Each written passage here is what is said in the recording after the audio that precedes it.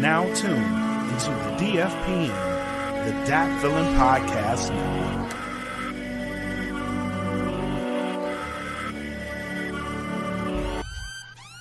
Welcome to the smoke pit. It's Friday night, come and take a load off. Come sit in the smoke pit, it's time for us to show off. It's been a long week, come relaxing, get some laughs in, and let's talk about these brackets. And while we at it, tell me whose man's is this? Cause I got questions, I'm hoping you can answer it. Get ready, cause you know we gon' talk a lot of shit. It's Mac and Mac, welcome to the smoke pit.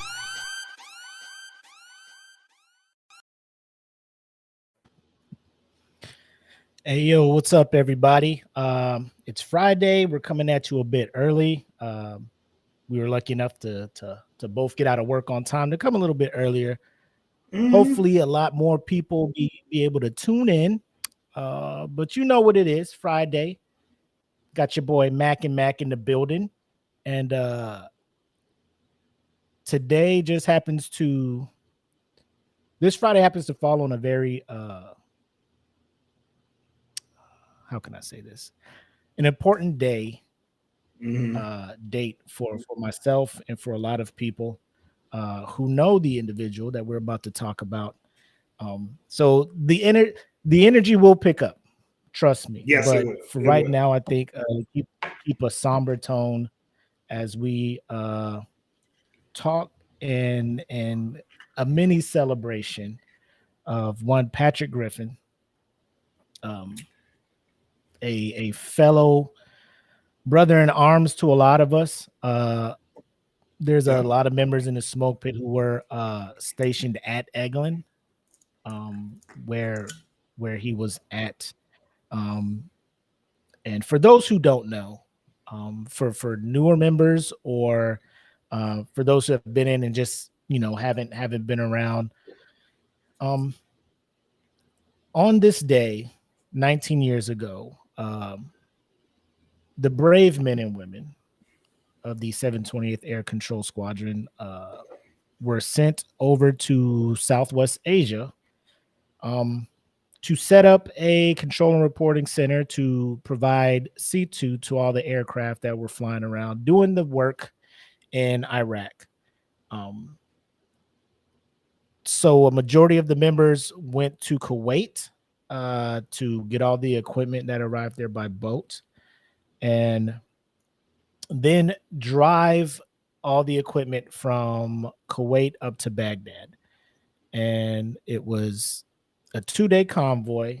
On the second day, tragedy struck, and we lost Staff Sergeant Patrick Griffin.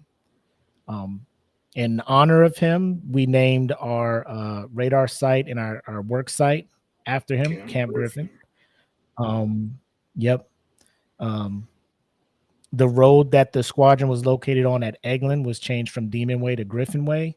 They added a memorial at the Nomad memorial for the individuals who passed the terrorist attack at Khobar Towers, I believe in 96. They have since moved that memorial over to, I believe, Keesler, right? Or is it still there? It's at Keesler now. Okay, so it's over at Keesler, where the technical training school for all 1 Charlie 5s, which is the AFSC, it's there now. They have a little memorial display here at the 607th, where they train all new 1 Charlie 5s for the CAF mission. And so in our career field, it's a pretty big deal. Both him and I believe Airman Holt are still the only 2 1 Charlie 5s to have lost their lives in a combat zone. So obviously we're going to have a toast to them. So if you have your glasses, charge them. I am here with his favorite drink of choice, Jim Beam, Kentucky Straight Bourbon. Oh, okay, bro. No, look, I went and got the little shooter. Because if I buy a bottle, like it's not expensive, and that's one of the things I liked about Griff. Like he he was a man of the people. Yeah. You know what I'm saying? He was Yeah. with us like while we was on our bargain bin cognac, Paul Masson. You know, he stayed in Paul, his realm the and Paul. stuck with the Jim Beam. You know what I'm saying? He stuck with the Yeah. Jim Beam. You know Yeah. what I'm saying? So uh, good on him. Uh but the crazy thing is I was at work today and our commander comes in and he's like, bro, yep. So 12:05, everybody meet me in my office, right? And he got a pretty big office. And we're a small unit, so we can all fit in there. So everybody's like, yo, what's all this about? We go in there and um, he's just like, so uh, today's a very special day. And the minute he said that, I was like, oh, he's going to talk about Griff, and then I got in my feelings a little bit, right? I thought he was just going to go on a speech, go on a spill and talk about it. Um, but it was real cool how he did it because he timed it to make it the toast happen on the 728th minute of the day, which I believe Oh, is around 12:13 or something like that, right?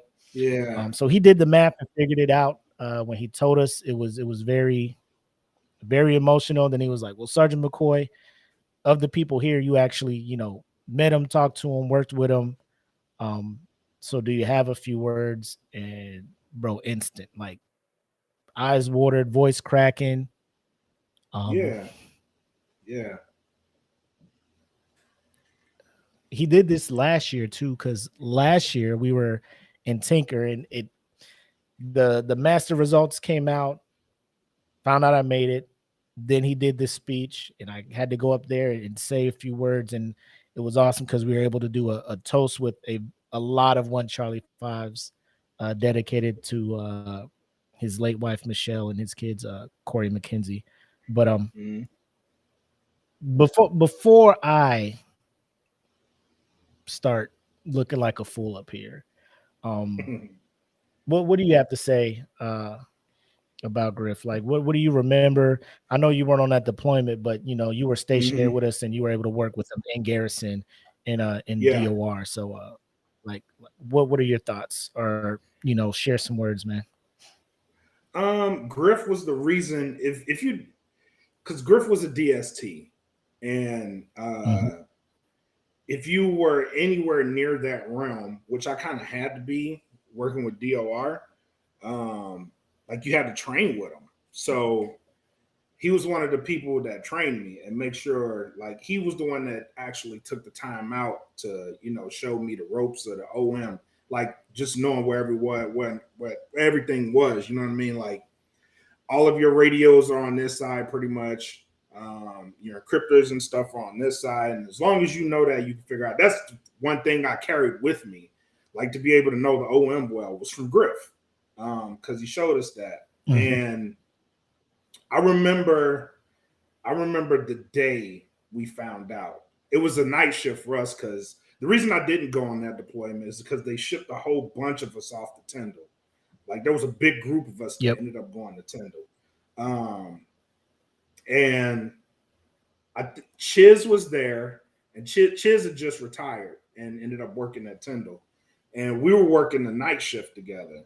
And for some reason, I had left. I think it was from to get like dinner or something. I ended up leaving, and I come back, and Chiz is just bawling, like bawling his eyes out. And I'm like, "Yo, you good? Like, Chiz. Chiz is like Right. mellow, and like to come in and see him balling, I'm like, yo, something's wrong. You know what I mean? And that's how we found out because he couldn't even get it out really. You know what I mean? And the rest of that, I just Yeah. remember the rest of that night just being quiet, bro. It was you could hear a pin drop, and it's normally we talk, you know what I mean, just to get through the night, and it was just quiet. You know what I mean? And Mhm.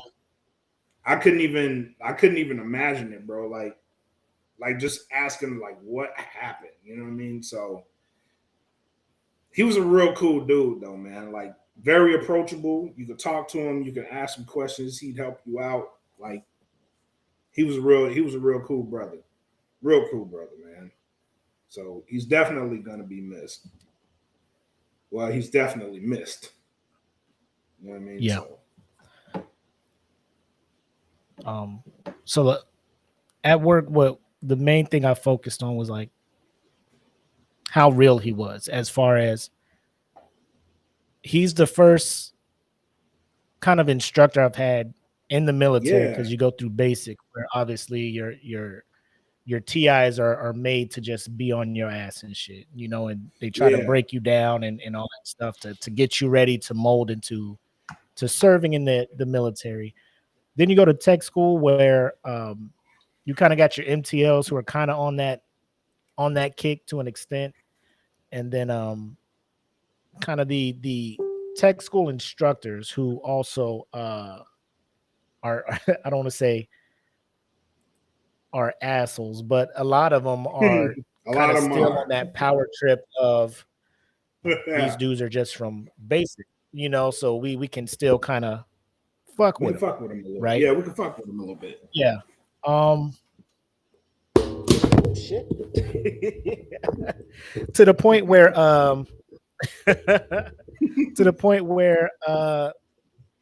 it's kind of, you know, it doesn't do anything to a new person coming in, right?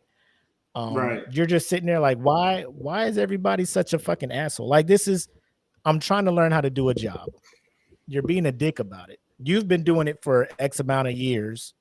I'm trying to learn. I'm trying to get on your level, but you want to be a dick about shit. So that's kind of how my tech school instructors are. I'm assuming that everybody's better now. You know, not everybody is on that same level. I'm hoping, because I know some people over there instructing over at Keesler. But then I get to Eglin, and the move at Eglin was a lot of people were going TDY to learn their shit to Luke, right? So they're going and learning the job here at Luke. They kept me back to train in-house to be DST. Oh man, my mic stand broke. No, MacGyver that. I'm gonna figure out how to do. But no, it's so, like, you know, I get in there and we had Paul Parker, right? Mr. I know everything about the OMs because I've been in for like forever, right? He's been in since the his way of instruction was something different, right? His way of instructing was something different. And then you know, Sergeant Austin, you know, Harry Austin, I think it was he was another one, but then Griff was like my tertiary, right? So that's because Griff was the youngest one. Was like and like, yeah. He was the youngest one, like, and he knew, like, I'm gonna show you this because I know what they showing, I know what they're doing. You know what I mean? I'm gonna show you this in and out. Because I'm gonna keep them off your ass a little bit. Right, because I think in his mind, he's like, bro, I know what you're going through. They did the same bullshit to me, right? Yeah. So I'm gonna go ahead and help you out, and you know, show you what you're supposed to be doing, right? And walk you through it, because I know you don't know, right? And he did. He took that time, and I'm a hands-on visual learner, right? So I'm doing the CBTs. Shit ain't clicking to me. Like, I need to go out there and see it. And he would take time out his day to walk me out to the OMs and show me and walk me through the stuff, right?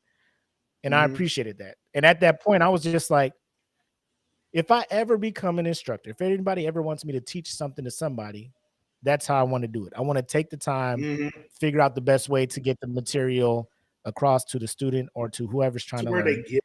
And to where they get it. Yeah. And to not be a dick about it, right? Because bro, you just coming out of high school or coming from whatever job, you have never done this shit before in your life.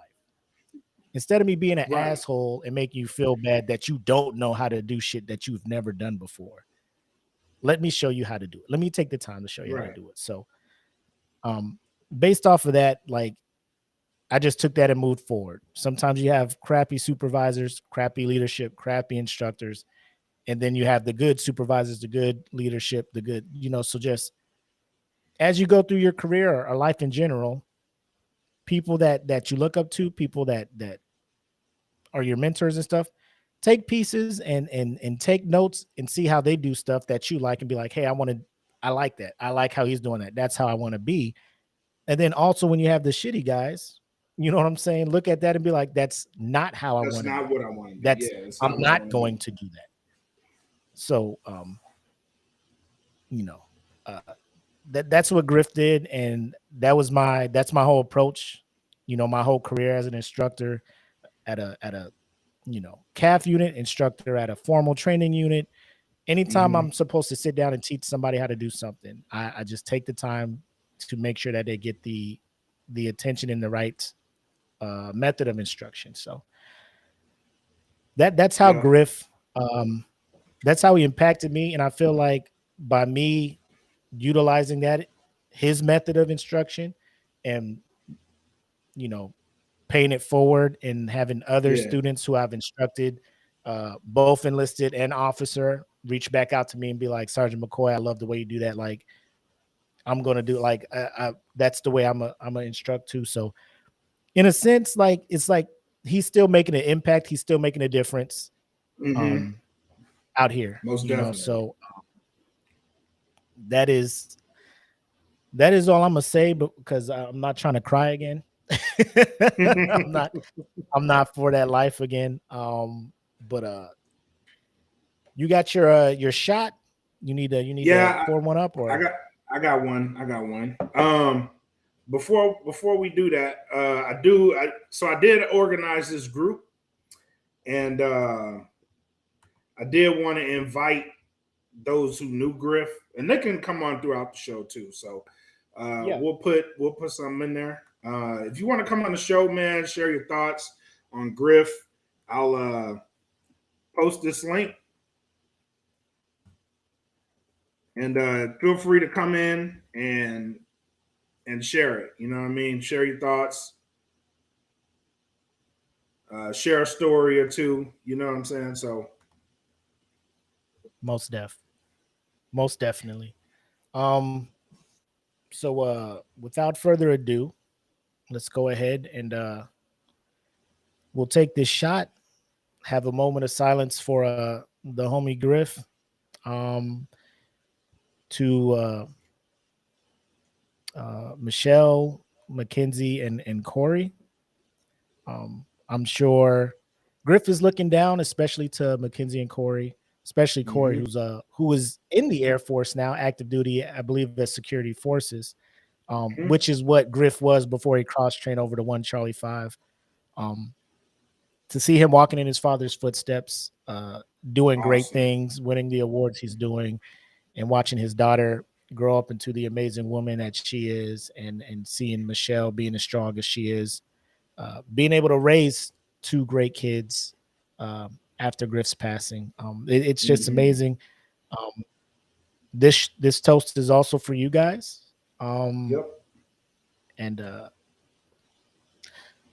let's just take this shot before I cry, bro.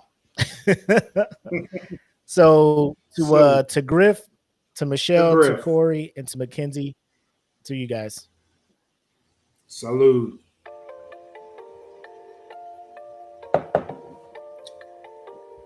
Oh my God, Griff, how did you do that? Oh, Jim Beam hurts. Oh man, but that airman money, man. That's all I got. Why don't you run through the sponsors real quick, and I'm gonna mute this and try to set this back up on this table. Bet. So while he's doing that, guys, let's go ahead and shout out our sponsors. Thank y'all for tuning in to the Smoke Pit episode 78. We are almost to 100, guys, so stick in there with us. Hope y'all come in and share your thoughts tonight.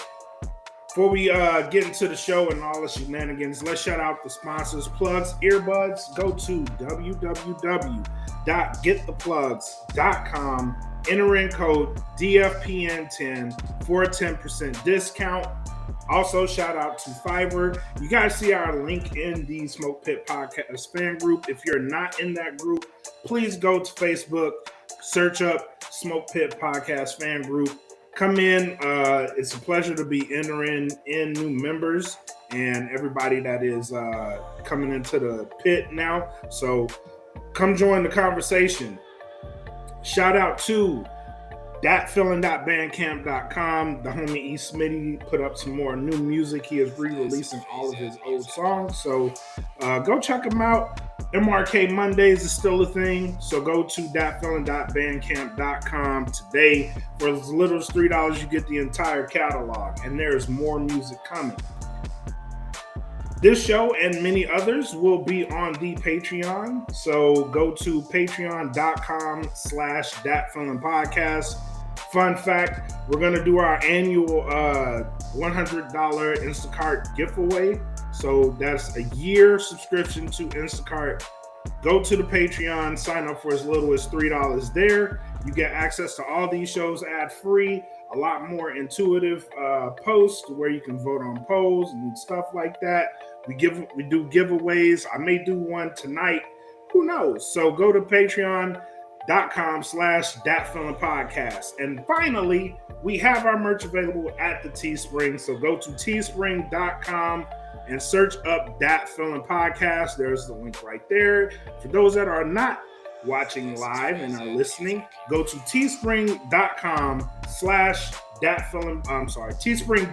and search That Feeling Podcast, and you too can be rocking some beautiful, and I mean beautiful merch, just like the homie Mac, aka Boy, is wearing tonight. So there it is. Did you get your stuff set up, man? I vote that you do that every week, sir. I vote you do that. You did such a magnificent job. It's working, but I know I'm gonna have to buy a new mic boom, man. Like a small piece of plastic broke off. I'm just like, oh, that shouldn't be too. Apparently, that's the motherfucking Achilles heel of this shit. So it's on there. I'm gonna try not to move it around and do too much with it. But yeah, another one has to be ordered tonight. So back to my Crown Peach and iced tea to soothe the burn that Jim Beam did to my body. So today was a big day, bro. Yes, it was. Yes, it music was. lovers, more specifically those of the hip-hop variety, we were blessed with Kendrick's 4th studio LP, Mr. Morale. Ooh, I almost knocked this crown over. My heart stopped. But Mr. Morale and the Big Steppers, Kendrick Lamar's new album. And surprisingly, both Black and myself have been seeing,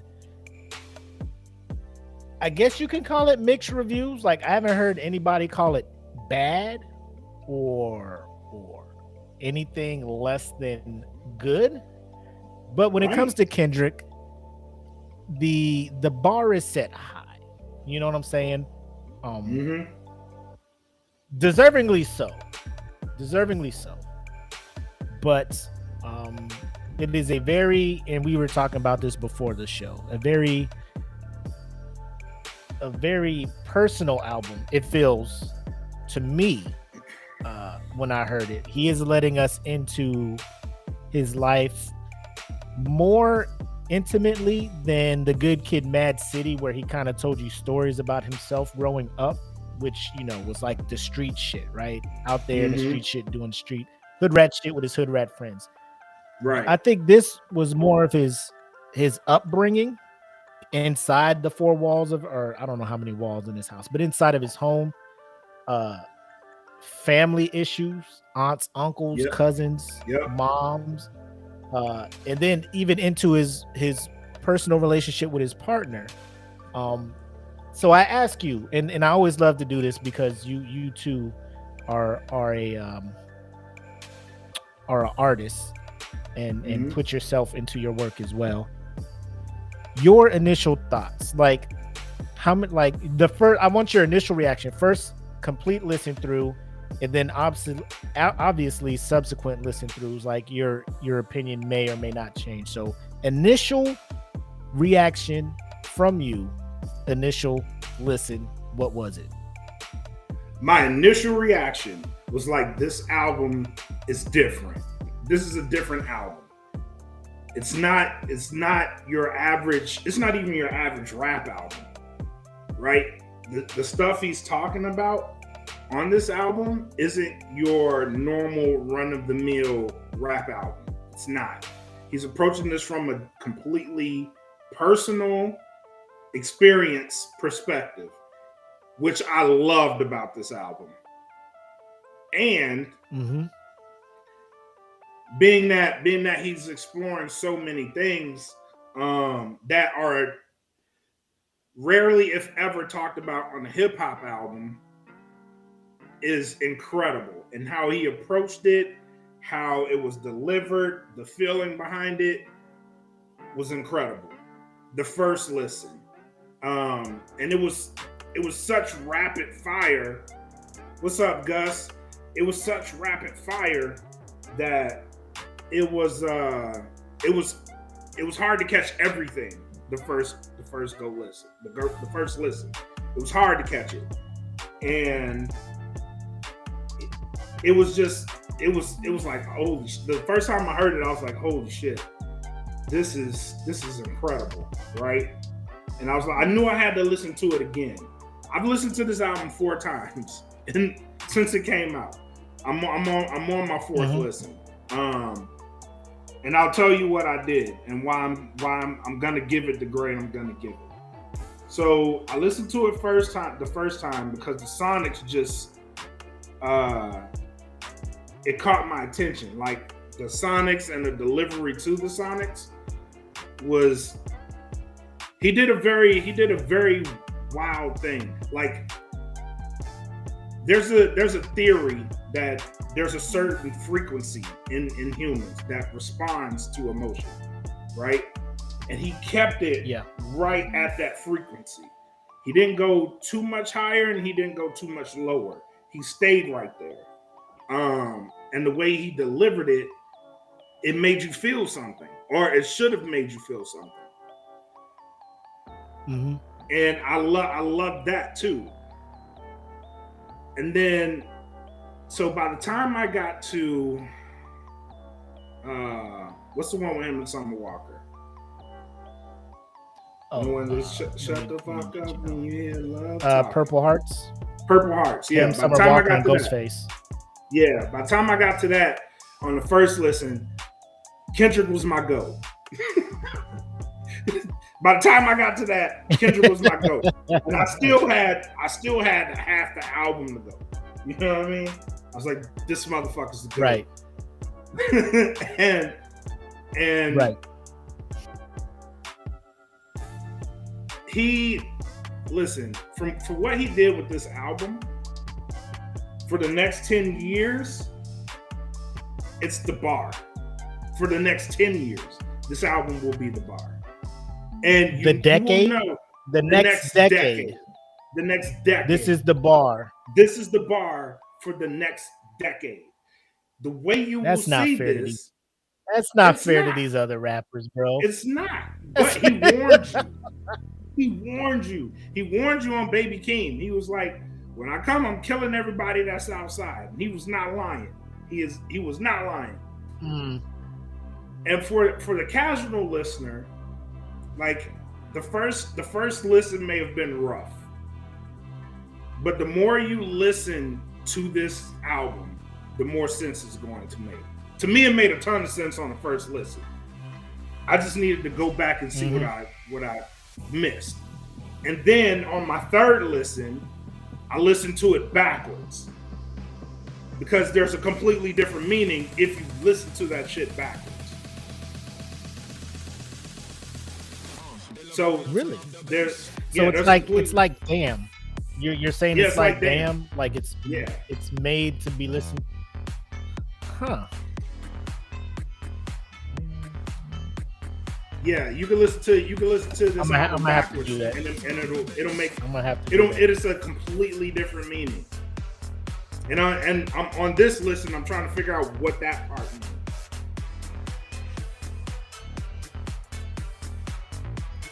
Wow. So let me run through my experience with it, and then at the end we'll give it a grade. I'm assuming I don't want to get too far out of myself. I kind of think I know how many puffs you're giving this thing, based off what you just shared. But like we were talking about before we went live, and then we were also chatting. Like it's the fact when I look at this, I really don't see a radio single on here, right? I don't see a single that he was just like I need to make one for a radio play to get people interested to cop the album or anything like that. I think the closest he came to that was releasing Heart 5.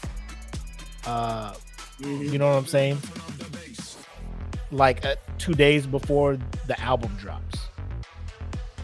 Yeah, I love it when an artist does this musically, when they make a project for them. It's not because the label's like, yo, it's been 2 years, you owe us an album. He took the time and created this. One, for him, and two, like a lot of people in the comments are saying, to expose and I guess bury the myth that black people or men, you can say men, but I took it as black men, that they too suffer, they too have feelings, they too go through things, and to sit there and expect a man to just try to tough it out and to move on and stuff. Because you listen to this album, you're like, this dude has gone through everything, like shit that I wouldn't even wish my worst enemy. You know what I'm saying? And to put it together to where it's not your traditional rap album. It's not your traditional hip hop album. Not at all. It's almost spoken word with the soundtrack, you know. I think, is this your brother Michael Catley in here? Yeah. He said the argument track was real. He set the bar with this album. So the track you're talking about is We Cry Together. It's him and Taylor Page. Yeah. And my first listen was this morning. Yeah. Yep. My first listen was this morning in the gym. And that's kind of where I like to like listen to the albums at, because I know I'm in there for like a good hour or so. So it's just me and the music and the weights. This was different because it's not my standard workout playlist, so it's not a lot of hyped up music and stuff. Right. Not that it affected the workout, but like I still got it in. But I was able to sit there and listen to it. I'm just like, yo, like the first time I heard that track, the We Cry Together, and that argument, like I felt uncomfortable listening. It was just me. It was in my ears. Nobody else was hearing it. I was sitting there like, and you know why I was uncomfortable, and we were talking about it, is because like not every relationship has had a fight that intense, but like I've been in, you know, I've been there, you know, I've been there. Not every relationship, like I said, is unicorns and rainbows and all that stuff. And to see, you know, like he's putting it out there, like these are arguments that I have had, you know, like with him and his you know, his partner and whatnot. The Mother I Sober towards the end of the second disc. Oh my god, yeah. Amazing. Auntie Diaries. Like I'm just like he is really stirring the pot, because not only is toxic masculinity running rampant through America, like the whole trans thing, the whole LGBTQ thing, like people are just feeling some type of way about that. And for him as a black man to be like, you know,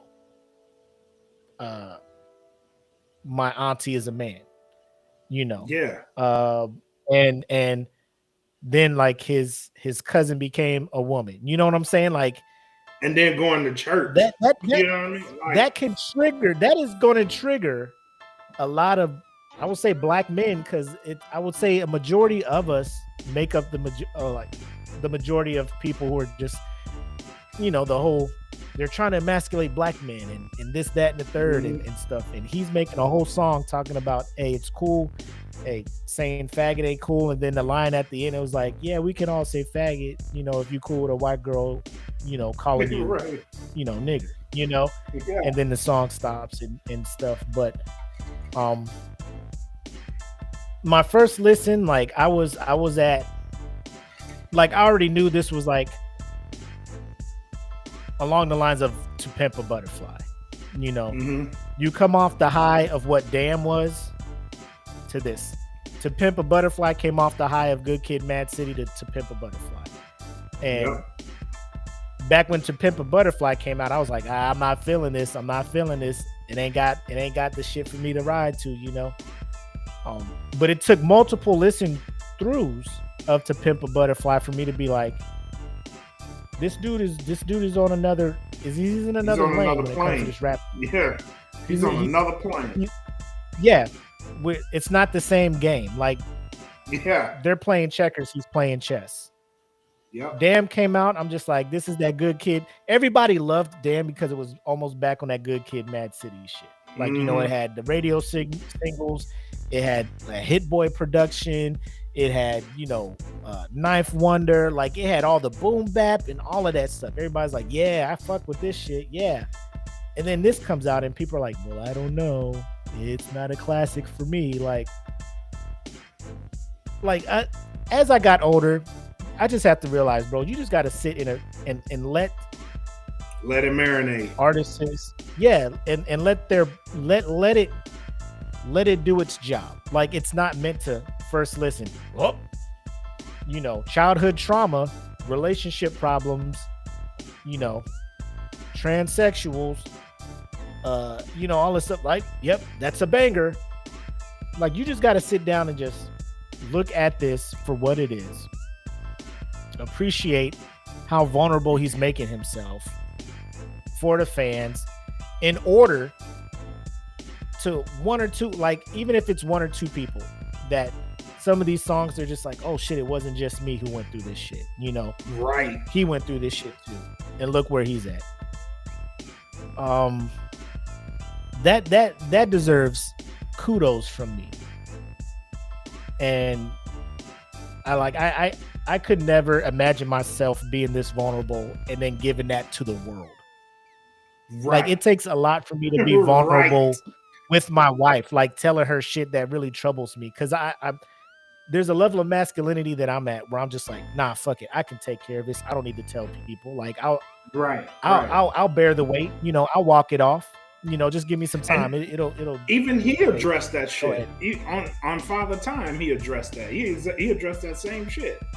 So I was like, oh, I love. I was Father like, Time, bro. Man, that shit hit me in Time. my soul. I was like, oh my god, dude, what are you doing? Yeah, but him addressing like just that was incredible, man, incredible. Okay, so I that's all I've been listening to since 6 o'clock this morning, all the way through work, all the way up driving up to the house, up until showtime. You jumped into the studio and you heard the music playing. So 5 puffs is the max. 5 puffs is, you have to listen to this shit If you haven't listened to it, you're missing out. If you say you love hip hop as much as you do, and you haven't heard this, you are wrong. That is what we're calling 5 puffs for this album. That is unsad. What are you giving this album? You know I'm giving this shit 5 puffs. You know I'm giving it 5 puffs. You know it. You were giving it 5 after the first listen? Or yeah, it was 5 off. But that's the artist in me. You know what I mean? Like I can appreciate what he did. You know what I mean? I really do appreciate what he did. Not just for this album, but what it's going to do for people who want to rap like that. You know what I mean? Like there's a lane for people who want to rap like that. You know what I'm saying? He's making it really, okay. Yeah, it's okay to show your feelings. Like that. You know what I'm saying? It's okay. It's okay to be vulnerable on a record. You know what I mean? Like that shit. I'm telling you, what this is going to do to the community. That's the bar, bro. Like that's the bar. That's the bar. And the fact, and people hate the fact that you had Kodak Black on this album. Kodak Black on this album was a fucking genius move.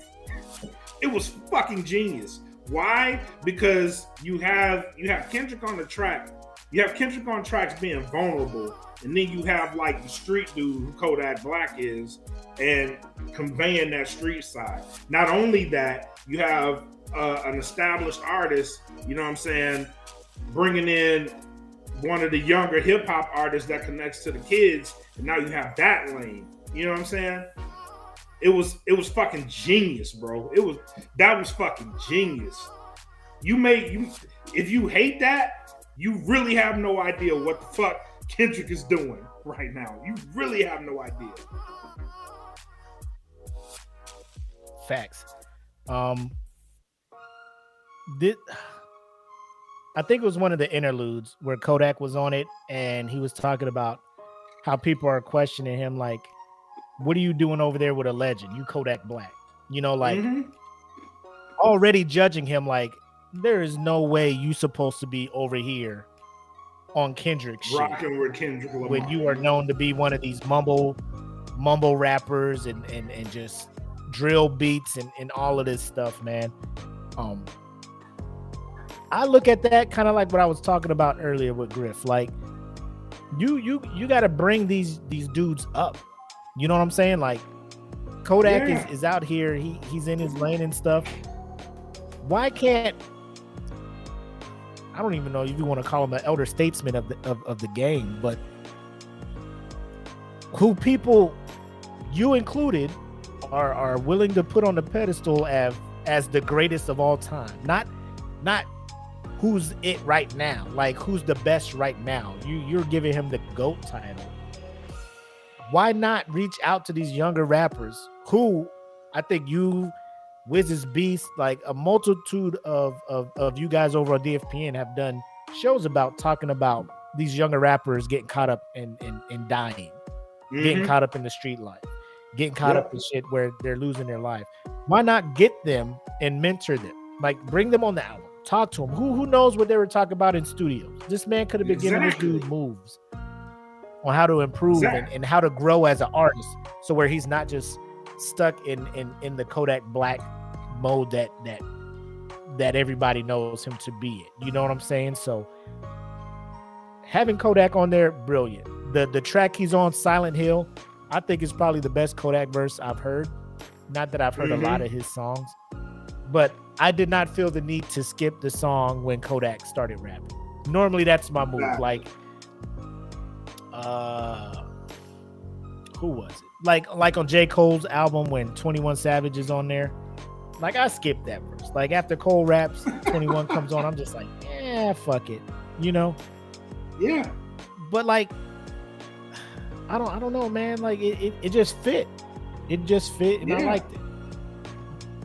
On first look, if you just look, if you just look at that, if you look at that first, if you look at it before listening to it, you're like, what the fuck? Because I definitely had that moment. I was like, what? Why the fuck is Kodak? What the fuck is he doing on this shit? Yeah, I'm like, what the fuck? But when they did the interlude, it made sense. You know what I mean? I'm like, hold up. Kodak is actually saying some shit. He's saying some shit right now. Yep. You know what I mean? Like, Yep. and I was like, okay, I'll give it a chance.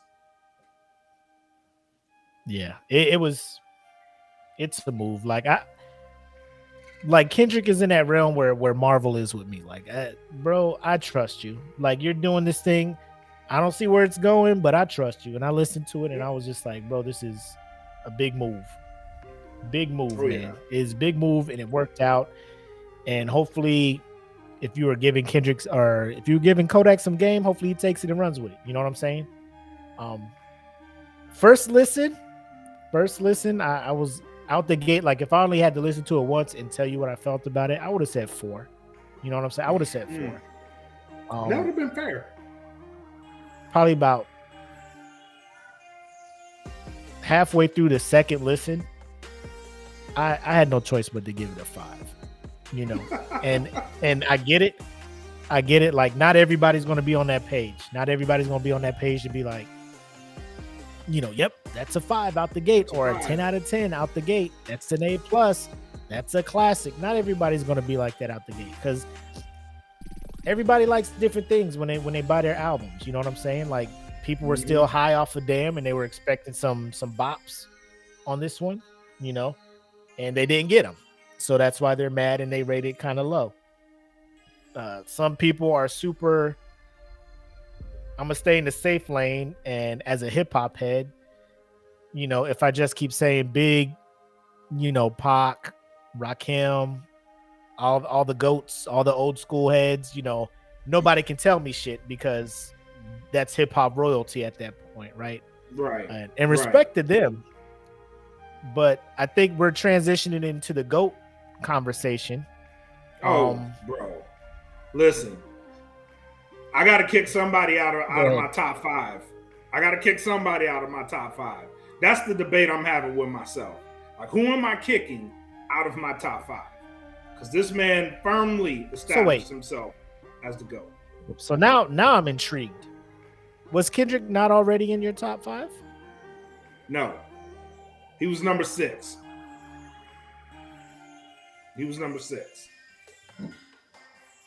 But we've had this conversation. You lucky before. my mic boom broke because I was about to swing it away from me, but I don't need it to be falling and shit.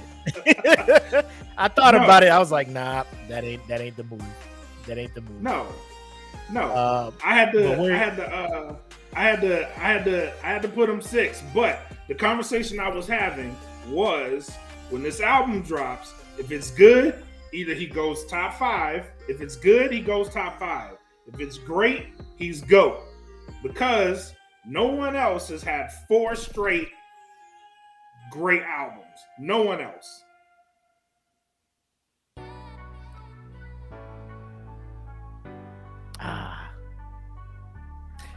So here's my thing. Putting him in your top 5, cool. Who to take out should be super easy, because you're calling him the GOAT. Obviously, he moves up to number 1. So whoever was number 5 is no longer there, right? I don't want to put you on the spot and ask you, we got to do realignments. Who was number 5 on your list?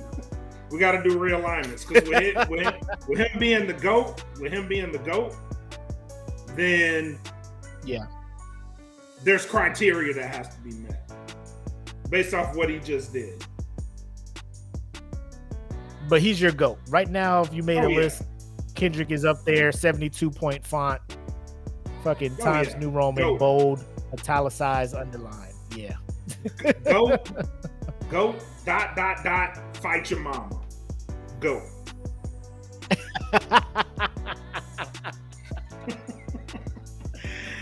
Oh man. So here's where I'm at. Like, are you like, when you, I don't want to spend too much time on this. This will be a whole nother podcast. But real quick, your top 5 that you're talking about is your top 5 best all time. Not like hot right now, right? Not who's current right now. All time. Is there anybody in your top 5 that's not actively rapping right now? Yes. Can I ask who that is? I have 2. Biggie and Pac are in my top 5. Well, it's because they can't. Right. They can't rap now. I mean, like, is there any, like, KRS-One ain't in there, Rakim ain't in there, Rakim's in there. Black Rakim's Thought ain't my in there. top 5. Black Thought just dropped a new song. Okay, Him and Danger Mouse are coming out with. because I think that's what that shit, it's just about to be fire. because I think that's the problem that people run into. Like, we could pay homage to the old heads, right? To the OGs that came in the game, changed it up, brought something different and whatnot. But I always liked, and it sucks because, like, sports and rap or sports and music kind of interchangeable, because you have your and shout out to Jar7 watching on Twitch. He says Kendrick is top 5. Like, I don't think anybody who is fucking with hip hop right now is going to debate that Kendrick is in the top 5 unless they are like a super young head and they're just like 21, Kodak, Future, like that. And they have their roles too. Like, they trap music. Pusha T right now is the king of coke rap, followed by Griselda in them. You know what I'm saying?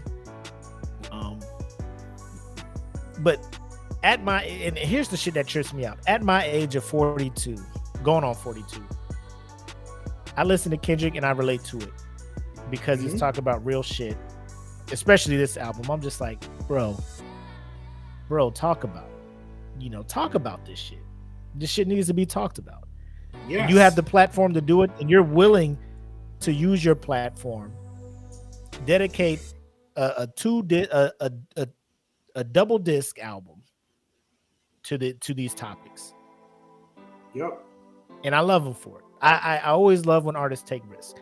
I'll be honest, KOD by J. Cole, I was not feeling that shit off rip. Like, I don't know why, like it, but he was coming with a message with that one. He had a reason for making that project. And like I said, it took me about 5-6 listens, and I was just like, I see what you're doing, Cole. I see what you're fucking doing. Yeah. And it elevated the status of that album to me. So this one did not take it. I mean, I don't know. It took me a span over 2 or 3 days to listen to KOD that many times. Today, I was stuck on this album. Listening to every song, listening to every word. And bro, this is album of the year so far to me. And based on what is projected to come out later this year, I don't see anybody really changing my mind on this. My opinion only. You know what I'm saying? Like I get excited when a Drake record drops because I know what to expect. Yeah. It's gonna give me the chill, mellow music. He gonna throw a couple bangers on there, throw a couple trap beats on there, do his shit, and I know I'm gonna be entertained and have something to listen to in the car. This shit, like if you listen to this in the car, you got to be riding with some motherfuckers that respect this shit.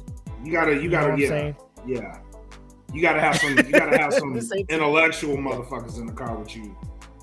You know what I mean? Like, that drink wine and smoke cigars. Some grown motherfuckers in there. Yeah, you gotta have it's gotta be some people. Yeah. You can't just have hooligans ride with you listening to this shit. Right. But it might be a bonus podcast, or we're gonna have to do something on the salute, the next war room or something, where we're gonna have to do homework and present top 5 to the masses and be ready to defend it. You know what I'm saying? So yep. We'll talk to Hip Hop Chief, Conscious Rhymes, and figure that out. But you and MRK already talked about it, and I know he was hitting to it in numerous interviews. Kendrick is 3 for 3. If he drops another one and it's timeless. Bro, I know it sounds fucking blasphemous. It sounds blasphemous to say it. When you say greatest of all time, like, it sounds blasphemous to give that title to somebody with 4 albums out. When you got cats like Too Short that have dozens. Yeah. But these 4 albums, it's quality over quantity for me. Like when this dude makes you wait, you know it's worth it. Yo, yeah. You know it's worth Oh, it. yeah. Like Dr. Dre be like, yo, wait for Detox. Wait for Detox. I'm tired of waiting for that shit, bro. And I know when you drop Detox, it's probably more of the same shit that you've been producing. You know what I'm saying? Because you're fit in this thing. Kendrick, you don't know what the fuck he doing. So when he's sitting and chilling, and I mean, bro, when I hear him on features, I get excited. When he was on Baby Keem shit, on Family Ties and Range Brothers, I was just like, y'all ain't ready for what Kendrick about to give you. Y'all ain't ready for what Kendrick about to give you. Like, he still got it. He can still come out and battle anybody out here. But he gave us this introspective, the most intimate album I have in recent memory. Artists making themselves this vulnerable to the public. All right, Jar 7 on here, not in any order. Kendrick, Biggie, Tupac, Jay-Z, Rakim. Is that kind of what your top 5 looks like? Yeah. Right now. So my top 5 prior to today was Biggie. Yeah. Not in this order, but Biggie, Pac, Jay, right. Rakim, and Black Thought. I'm trying to figure out who I'm kicking out, and it's probably either going to be Rakim or Biggie. I fuck with that.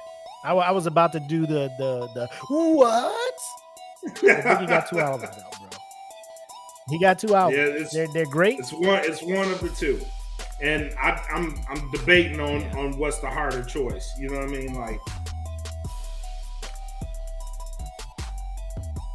yeah, Jar says he understands if you got to keep Biggie out, but that's what we got. If y'all got other opinions, man, drop them in the comments. If y'all are bold enough to put top 5 in there, we don't need a particular order. But if you're that brave to be like, I stand by this order, cool. Just drop it in the comments. You know, we'll have a debate about it. We'll talk about it. We got to dedicate a show to this shit. Oh yeah, we do. Loving hip hop as much as we do. But how many episodes ago was it that we talked about everybody's favorite reality star, Kim Kardashian? It wasn't last episode. It was probably wasn't the last episode? It was the last episode. No, it was the one before that, where her son saw the. Oh yeah. You're right. Yeah, on Roblox apparently, right? Yep. So, how shocked would you guys be, Pitmasters, if I said Kim Kardashian is not so much back in the news, but is saying some shit to get attention for herself? Let me present to you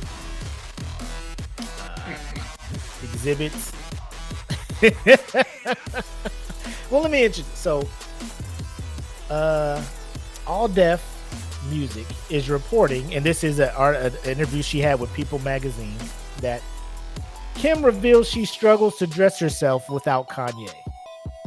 Let that marinate for a bit while I take a sip.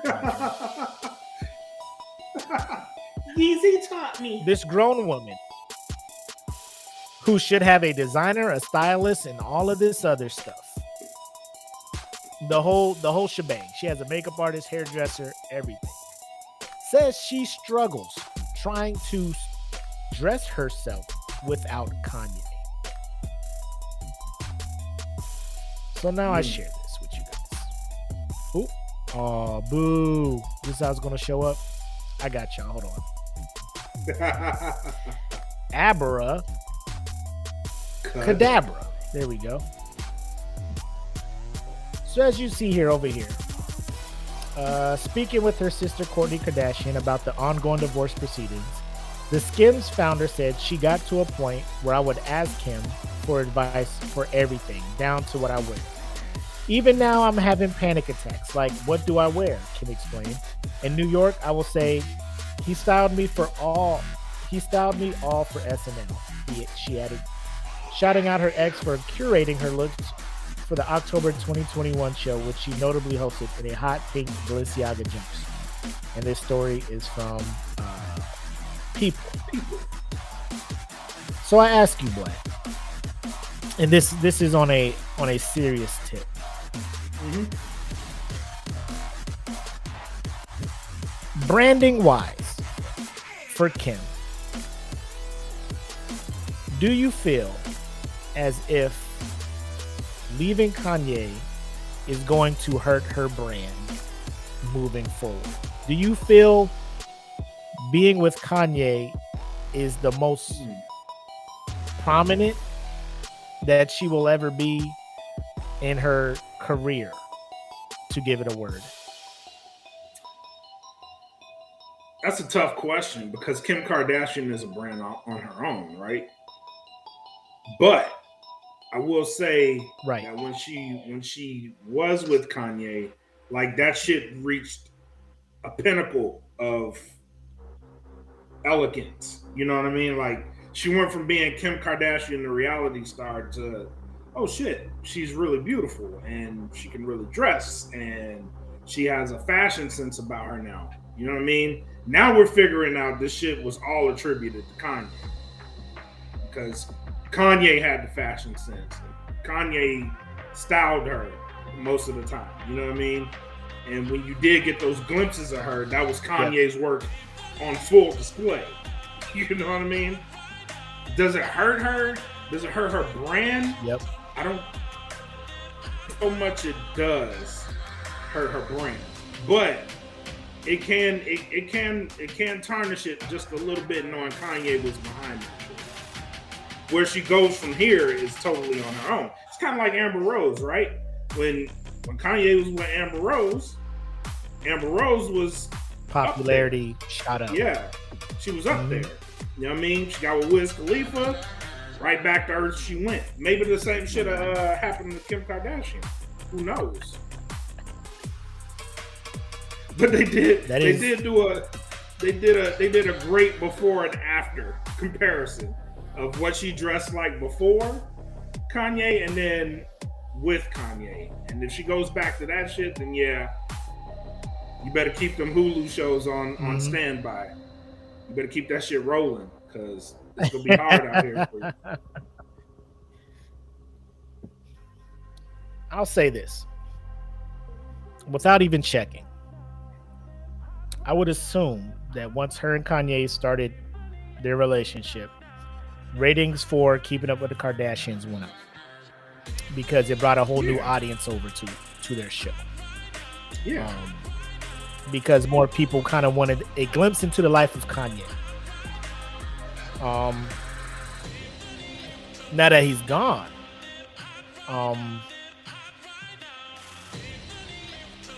bro, I feel like I'm glad she's happier with Pete Davidson, apparently, right? Pete Davidson's treating her well and everything. I'm happy for them. I wish them nothing but the best. But he don't have the clout and he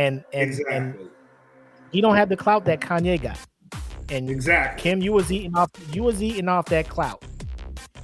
You was wearing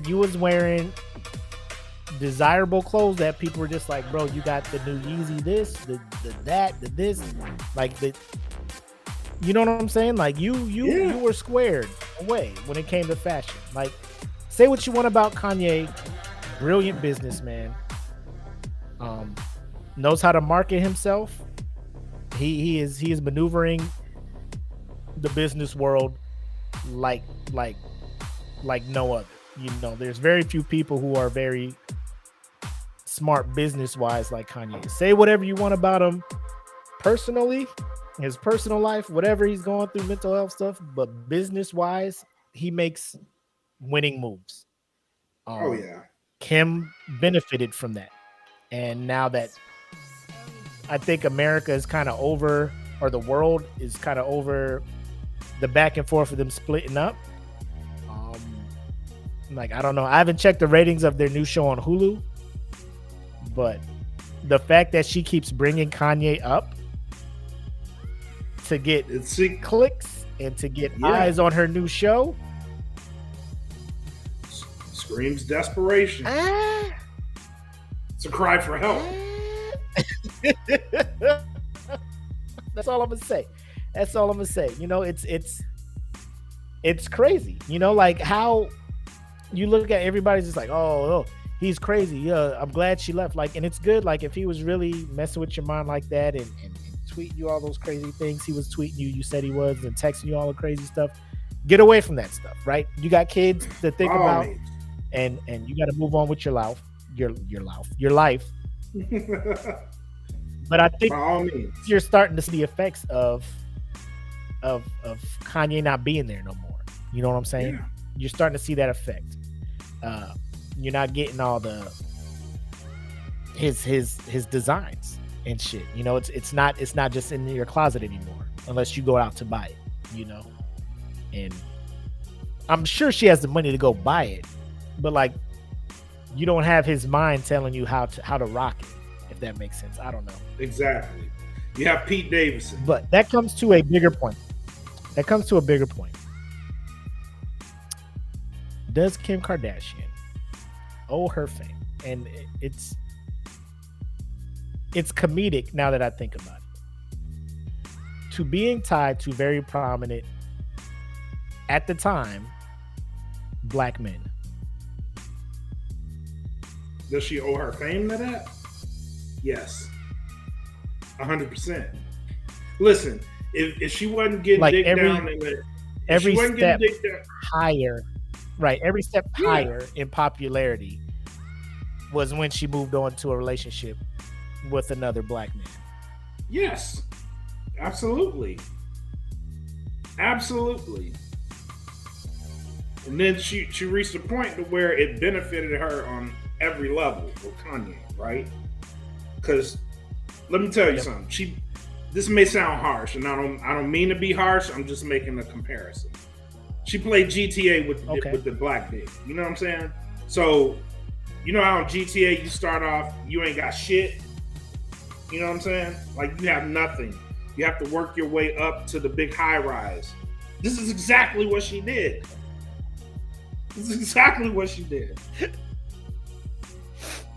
Like, you start off in the ghettos, you know what I'm saying? You have nothing.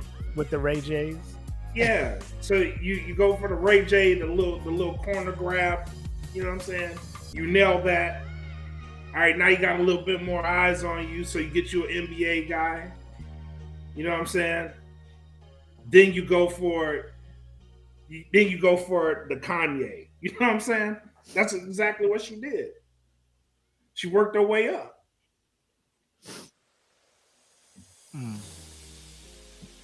And now, like I didn't even consider all of that until I read this piece where I'm just like, and then I just went back and looked like Ray J, Reggie Bush, old mulatto dude, who was it? Played for the Nets. They actually got married for like 40 something days and then split up. And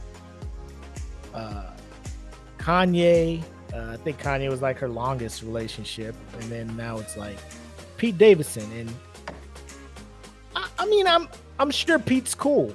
He's cool based on what he shared, the text Kanye and him are sending back. Pete looks like he has a handle on handling his mental health issues and is trying to help Kanye, but Kanye don't want to hear it because Kanye is Kanye.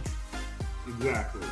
But you stepping out with Pete Davidson is not the same as you stepping on that red carpet with Kanye. And it is what it is at that point.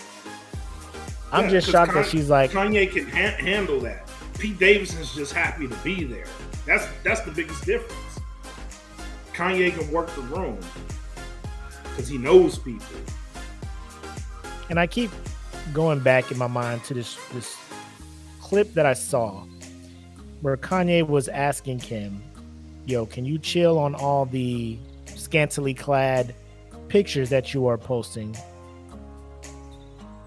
you know, all around on social media, the internet and stuff? And she's like, no, because that's what I do. Like that's how I got to where I am, X, Y, and Z. And props to her for standing on that hill and saying, you knew this is what I was doing when you met me. Like me doing that is probably what brought you to me, Kanye. So why am I going to stop In now? all honesty, yeah. I think Kanye was looking future sight, right? Like your beauty is not always going to be here. Like we got kids now and all this other stuff. Like before you had no kids, it was just you and whatever dude you were with. We have a daughter. We have a son. All of this stuff. Yeah. Like you might want to dial back on dressing like you're doing. And again, as a man, I feel like I can't really speak from a female's perspective and understanding that. But as a dad, I can kind of understand where Kanye was coming from. Like, can you dial that back? Dial it back. Yeah, bit. dial it She back was just like, a little bit. Yep. She was like, no, I will not. And I'm mad that you're asking me to do this. And Kanye was like, all right. You know, like, Go ahead. do you? You grown. You grown. Oh my God, Kanye! They found the ad for the video. I fucking told you this. Mm-hmm. You know what I mean? I fucking told you this. This is what I was telling you was good. Like, without saying it. Yeah, like This is what I was saying was gonna happen. right.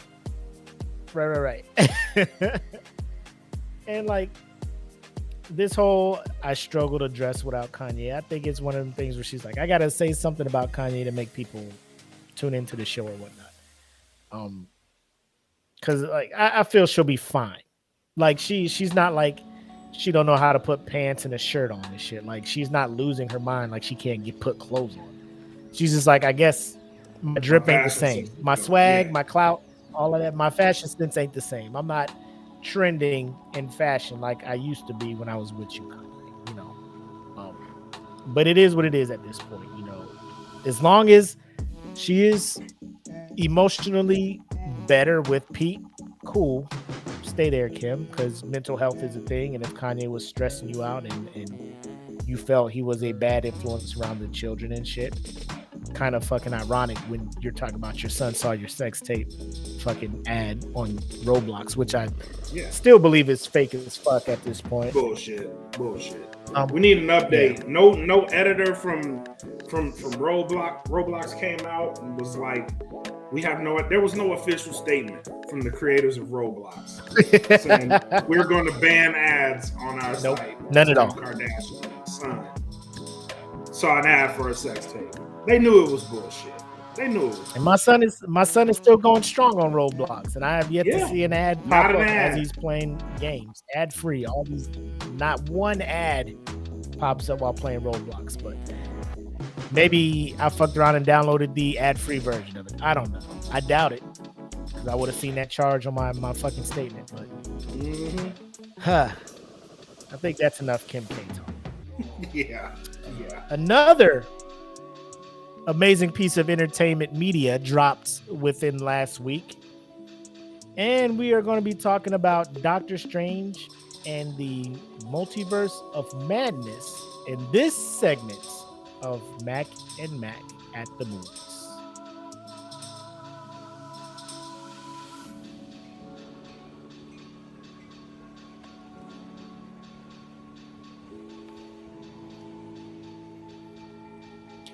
All right, fam. We postponed last week's show. We pushed it over to the right one day. Yep. So we can both go see that Doctor Strange on Friday. Yep. What you think, my guy? Oh man. First and foremost, all roads led to Doctor Strange. If you've been watching the Disney Plus shows, WandaVision, and Loki didn't necessarily lead into it. They just got to the fact that there are multiple universes out there. Yeah. They brought that fact out. What else? What If played a really huge part in this movie. It was a really key part of this movie, just based off that one episode they did. Well, all of the episodes really tied into this movie, just based on where they went and the introduction of America Gomez which is Miss Marvel. America Chavez, sorry. America Chavez. Yeah, America Chavez. Yeah. Sorry, the actor's last name is Gomez. I always get that messed up. But yeah, the the way they did this movie, brilliant.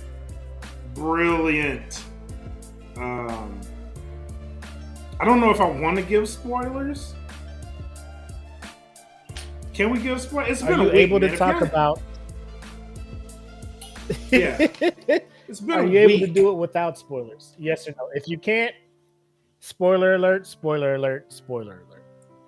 All right, we did. I tried to do spoiler alert. Yeah, If spoiler you are watching alert. this live, or if you're listening to this post live, or you're watching this wherever you watch us at, if you have not seen Doctor Strange, appreciate you listening, appreciate you watching.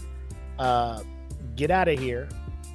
But if you stay, Just know. you are accepting the risk that this movie will be spoiled for you. So I'm gonna give you 10 seconds.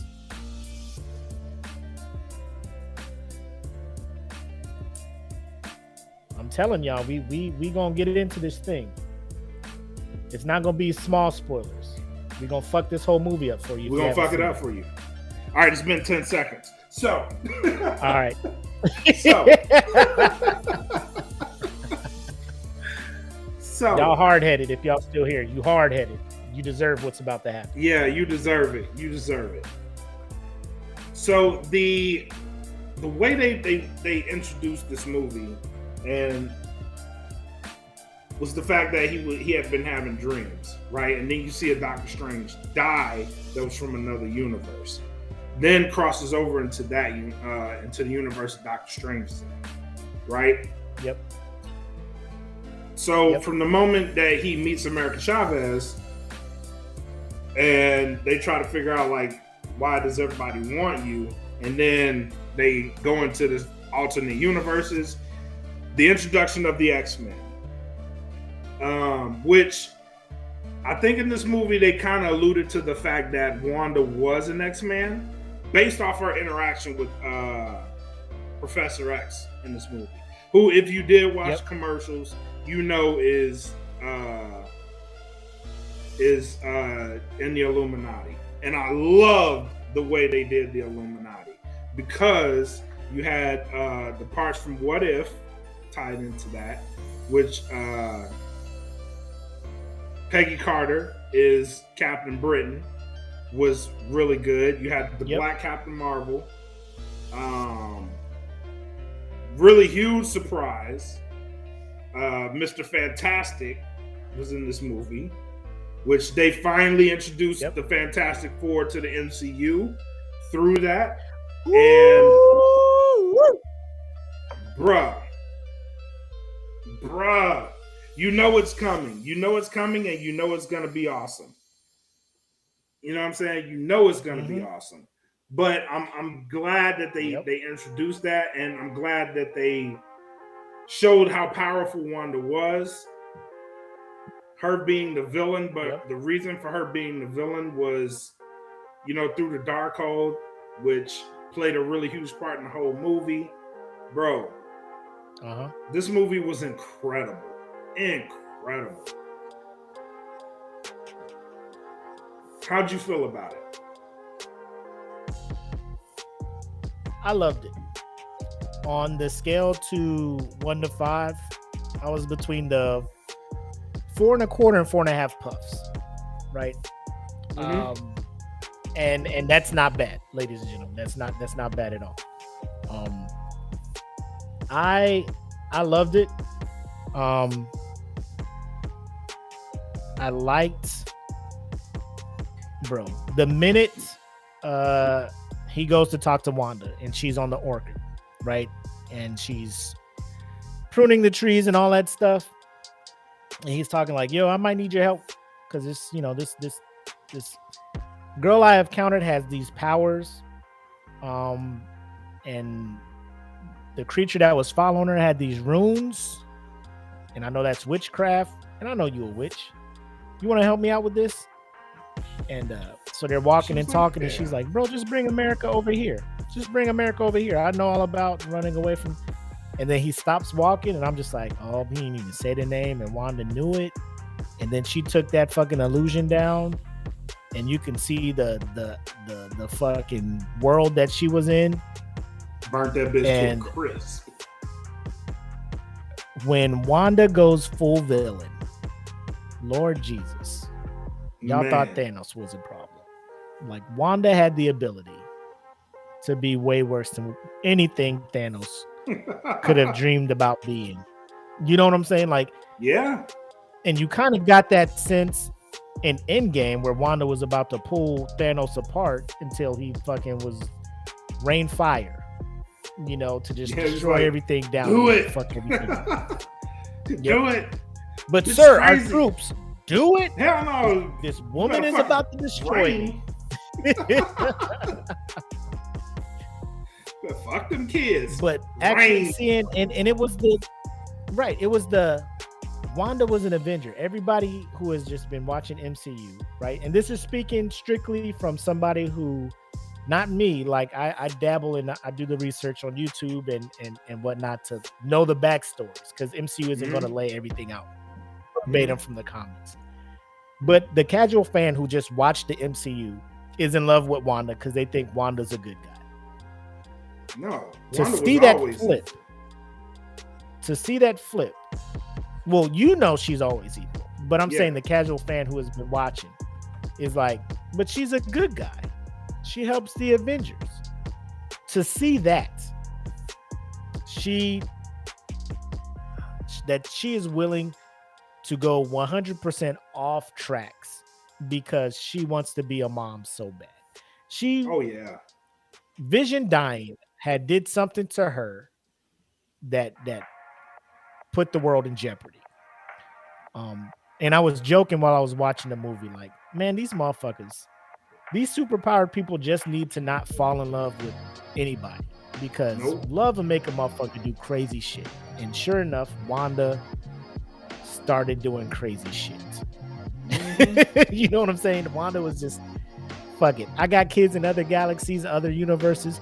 I'm gonna go to them. They ain't here. They're real in other galaxies, universes. I'm going there. And then the part that hit me when Strange was just like, so you're going to go there. What are you going to do with the actual Wanda in that universe?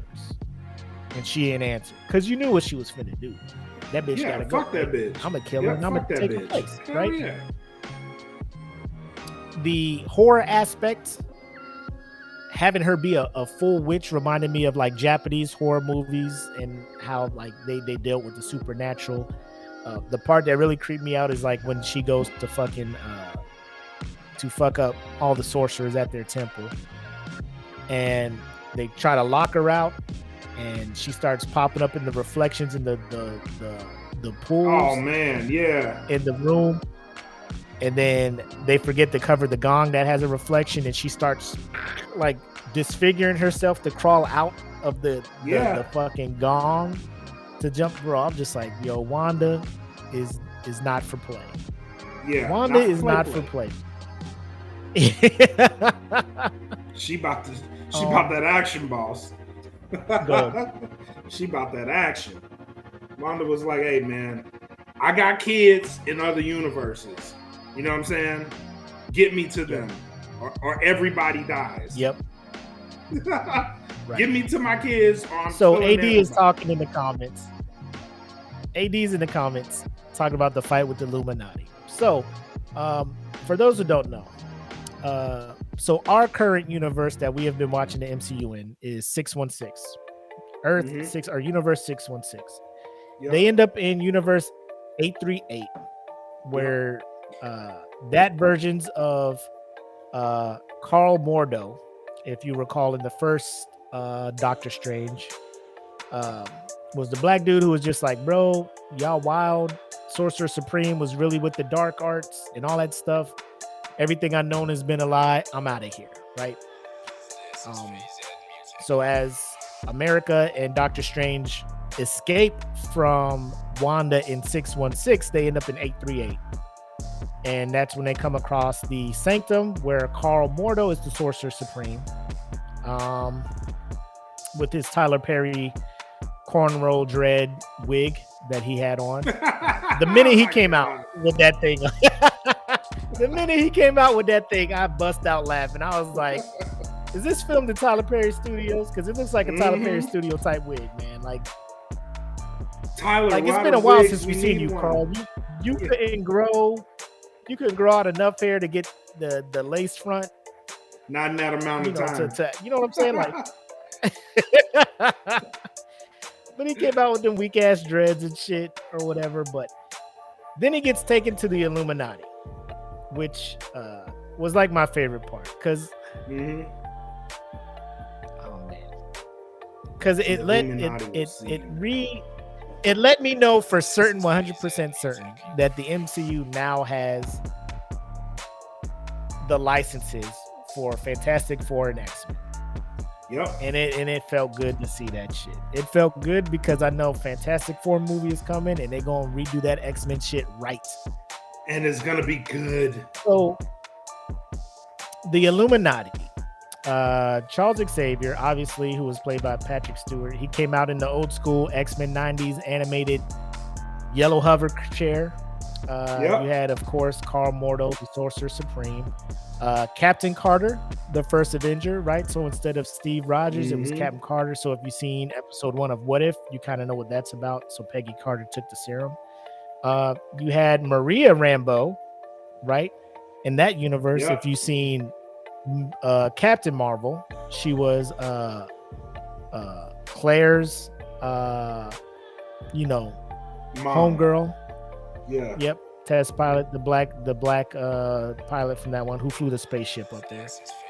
You had Black Bolt from the Inhumans show, which I didn't watch. I heard it was trash, but Black Bolt was in there. And then you had Reed Richards, Fantastic Four, Mr. Fantastic himself, played by John Krasinski, aka Jim from The Office. And I was so stoked to see that man. I was like, boy, MCU is not pulling. Boy, they're getting the big names. Boy, they're getting the peoples out here. They getting the peoples out here. You know what I'm saying? Yo, the whole theater popped when they showed him. Everybody was like, "Oh shit!"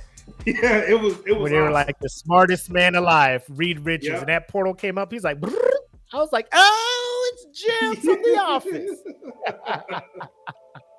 It's my boy Jim.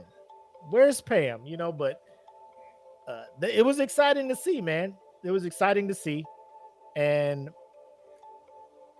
the funny part is, Stranger's talking to him. He's like, y'all have no idea what the fuck's on the way here. Scarlet Witch is coming. And they were so cocky. They was like, bro, we could deal with a dream walking witch.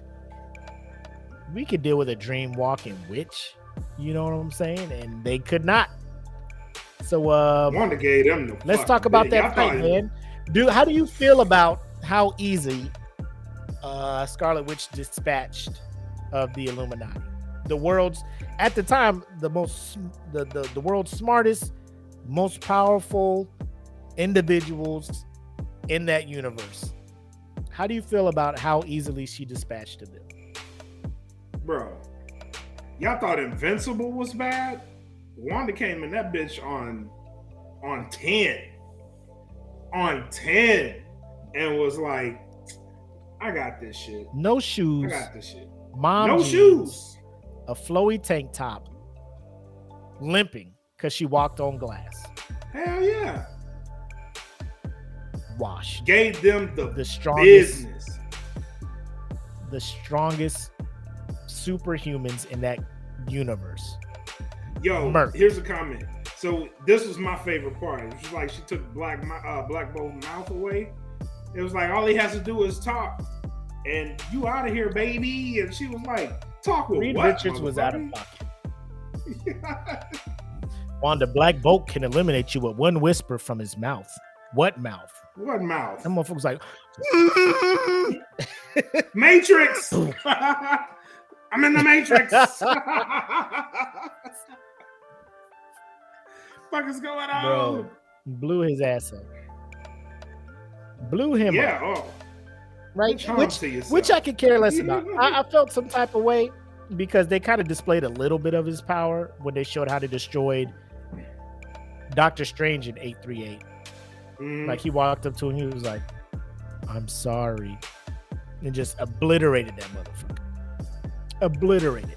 So he's strong. He's strong. She was like, sing this She song was just in like, your you head, have no bitch. mouth. Like, without a mouth, you're no threat. Whoop. I'll take that. He was gone. I'm not gonna lie and say I didn't feel a type of way when she got rid of Reed Richards. I will say though, I was hyped when he was like, I also have children, because that let me know Franklin's out there in these streets. And if you dabble or you don't, you could YouTube, Franklin Reed and see what that motherfucker's about, because he's about that business. Hey, Omega level. Real quick. That's all I'm gonna say. Go ahead. Real quick. In one of these universes, the son of Reed Richards,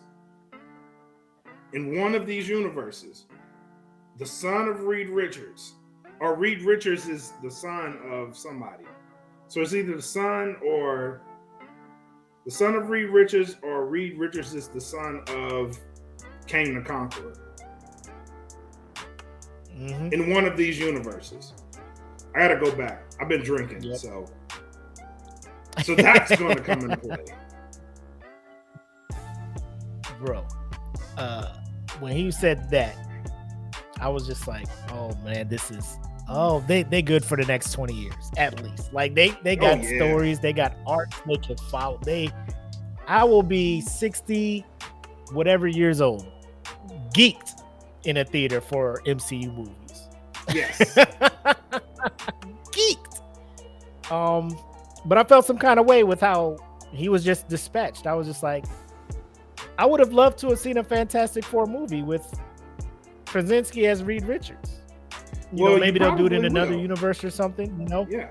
You know what I'm saying? Over in our universe of 616. But I felt some type of way because I was just like, get out of Reed, and he threw that fucking extendo punch from a la Dasium from Street Fighter, and she was like, bro, miss me with that shit. And shredded his ass. Literally. Cross-cut shredder. Like Comsec is how, like, Comsec can't even be shredded as good as he was. He was done. He was done. So then we roll into Captain Carter and then Ms. Marvel. The fight between them. What did you think about that battle? I thought that was a really good battle. It was really entertaining. So when she hit Miss Marvel, when she hit Captain Britain with that goddamn, look, somebody said she hit her with that Destructo disc. I was like, ooh, shit.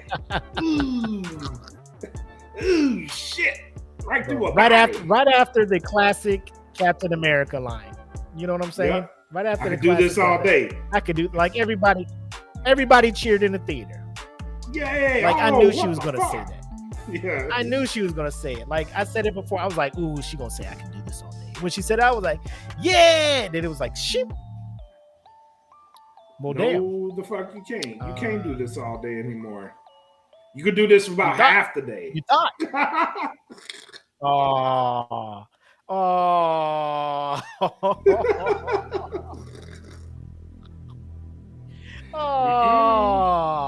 it's still too soon, bro. You can do it for half the day. Half the day, maybe. All day. So I would say, not so sure. So let me ask you this, because I've been asking everybody.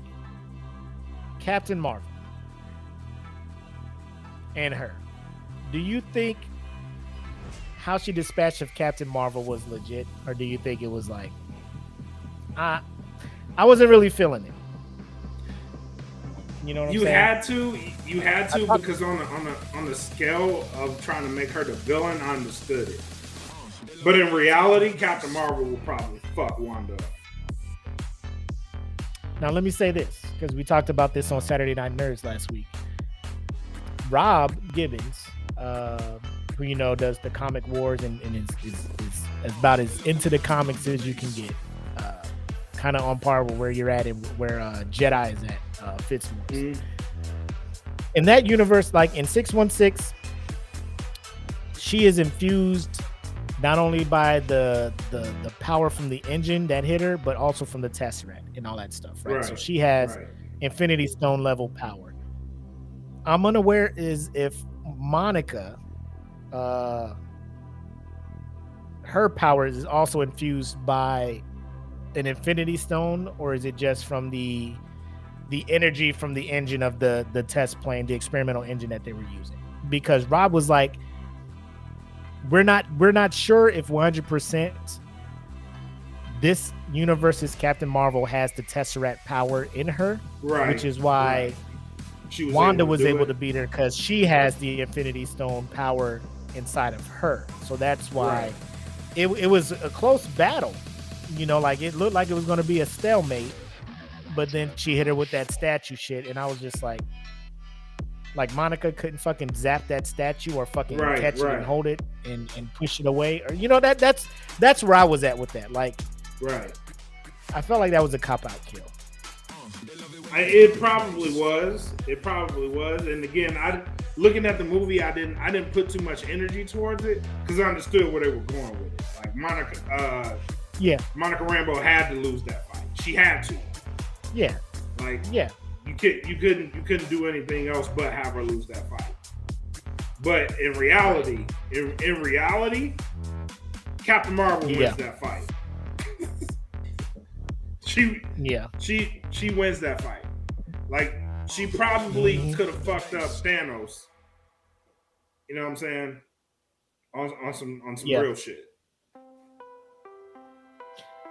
So now it comes to this one. This is where I called absolute bullshit. Her mind is stronger than Professor Xavier's mind? No. Okay. Because in the classes of mutants, she's not even ranked that high. Even though she is the Scarlet Witch. She's a level 4 mutant. Yep. That's the one death, like outside of Captain Marvel's, but I think Rob explained it to a point where I can be like, all right, I see that, you know. Yeah. But he also disagreed with the ease at which Professor Xavier was taken out. And I get it. Patrick Stewart's old. He probably wasn't there to do all that shit. But when he showed up in that dream world wearing that motherfucking outfit from Burlington Coat Factory, the black turtleneck with the fucking the fucking Bahama Bay slacks and shit.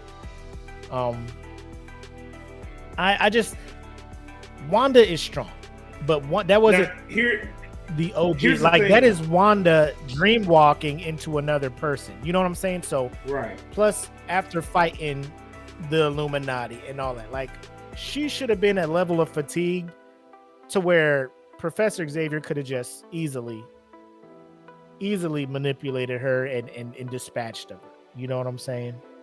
Here's what I would have done. Here's what I would have done. Right? If Wanda was able to dispatch of Professor X that easily, it's because Wanda is a Nexus human or a Nexus being, right? Meaning there's only one of her. There's multiple copies of her, but there's only one of her that has that power, right? Yes. So she can dream walk and bring that power into other universes. The other people don't have the power that they do in other universes. And she's able to defeat them easier because she does have that power. And I don't know if that's what they were actually going for. Yep. About to build the iPhone 14 and shit. He was, that Hey, motherfucker was talk walking to in the them. trees. Talk to them real quick. I gotta go. I gotta go refill. All right, cool.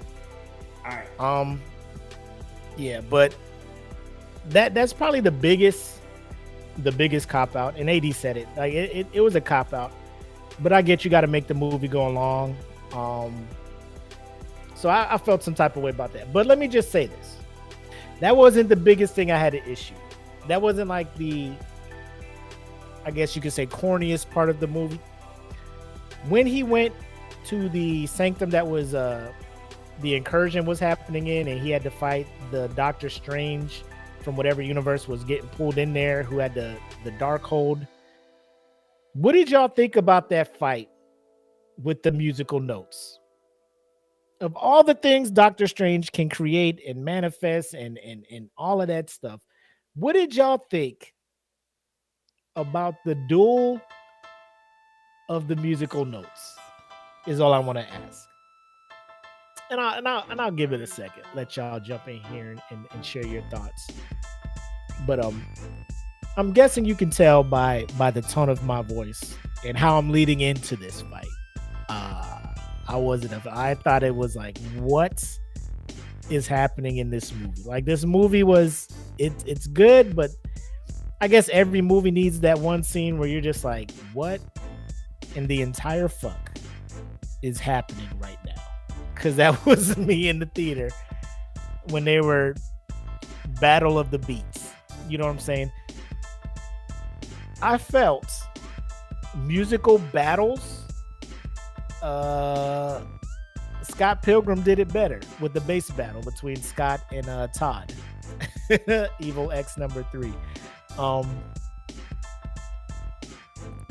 It was just like, can you not just throw the piano at this motherfucker? You just using the sheet music, and he's just gonna throw the sheet like the. It was a scene I could do without. It was a very, and AD said it was very Disney. It was a very Disney scene that I could have done without. But I get it. You know, it was a whole thing. The reincarnation back into the dead Strange in 616. I thought it was a nice callback because he buried the Strange from the other universe in the beginning of the movie, and now he's utilizing him to get back into 616 using the dark hold and all of that stuff. But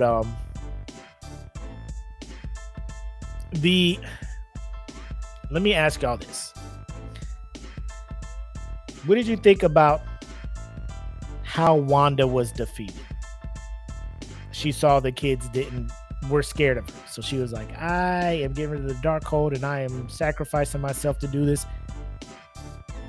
How did you guys feel about that ending? Because I don't know if they were just like, bro, this movie's going over 2 hours. We gotta figure out a way to defeat this very powerful threat.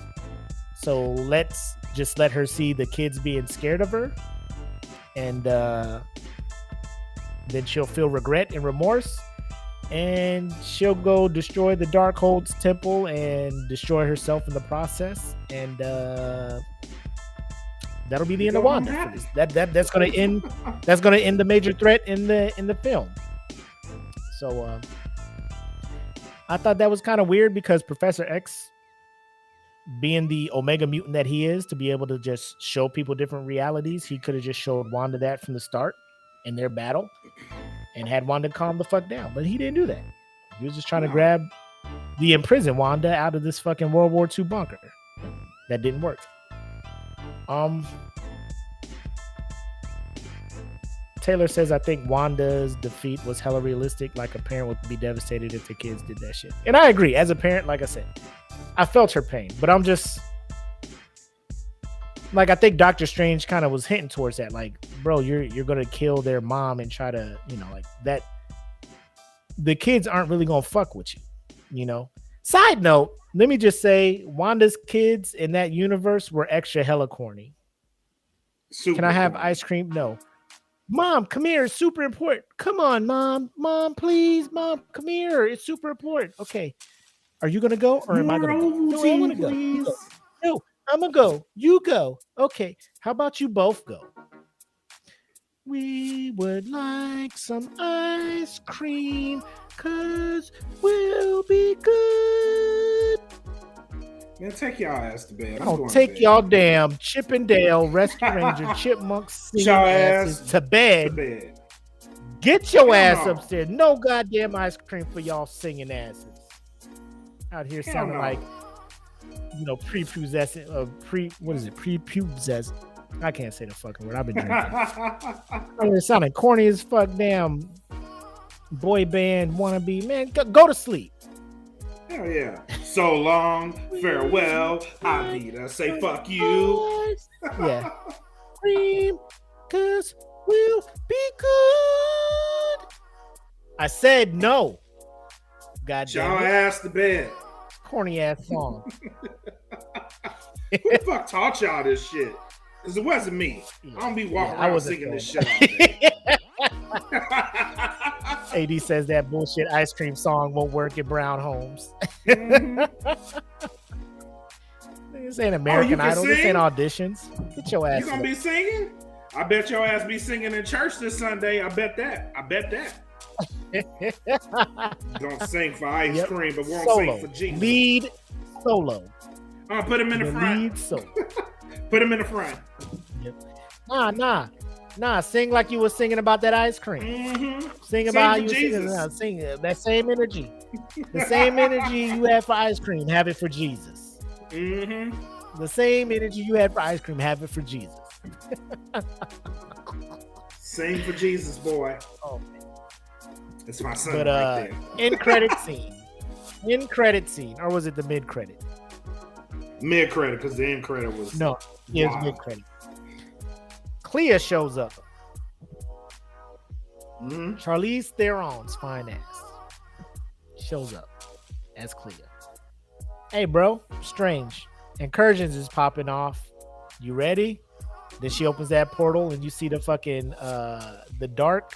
Was it Dark Dimension? Is that what that was? Mm-hmm.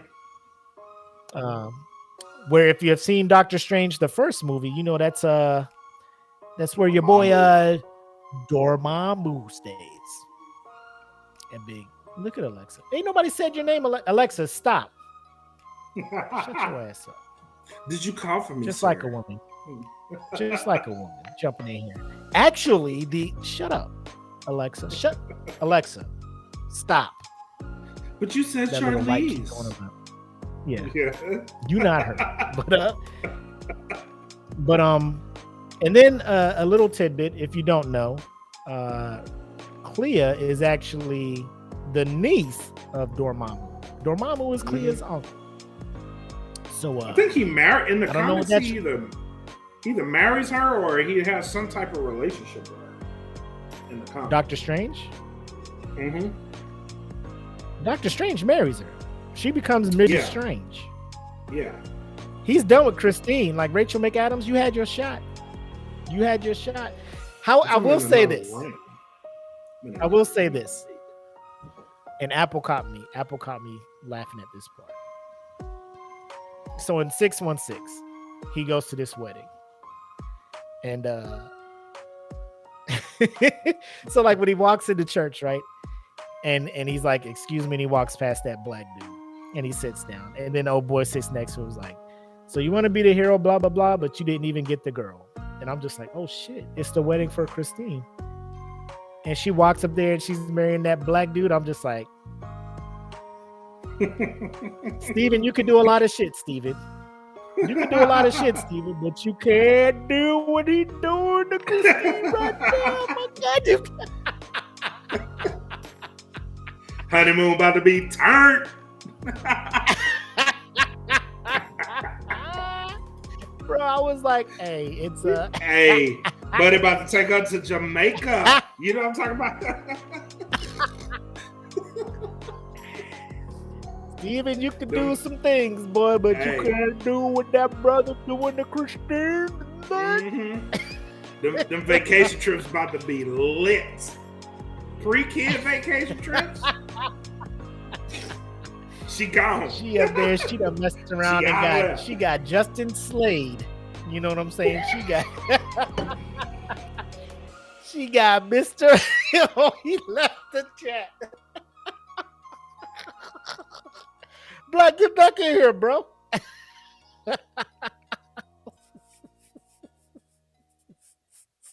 God damn it. I fucking get back in here, man. I laughed so hard I put myself out the damn studio. She got Mr. Marcus. You know what I'm saying? She got Lex Steeled. My guy. You know what I'm talking about? She got the Lex Steeled. Brian Pumped. You know what I'm talking about? She got that Mr. Mendingo. You know what I'm saying? She got, out there. Got Richard Mann out here. You know what I'm saying? Like, hey, you say, how? Listen, Pitmasters. Let me just take a little bit of time. I know we're running long, but I just have to get this one out. You saved the universe, defeated the galactic threat that was Thanos twice. Turn back time. You know, irritated Dormammu to the point where he left Earth alone. You have the power to do that. And all this brother did was come through and lay that. In the words of the homie Keith Baker. Uncle Keith. He laid that coon foot down on her. The coon foot was laid properly on Christine, and Christine was perfect alignment. I know a guy who is so powerful, who is the sorcerer supreme for this universe. But what you just did to me, Jamal, I can't let that go. Jamal. Yeah, Jamal. Come here, Jamal. I can't let that go, Tyrone. I'm with you.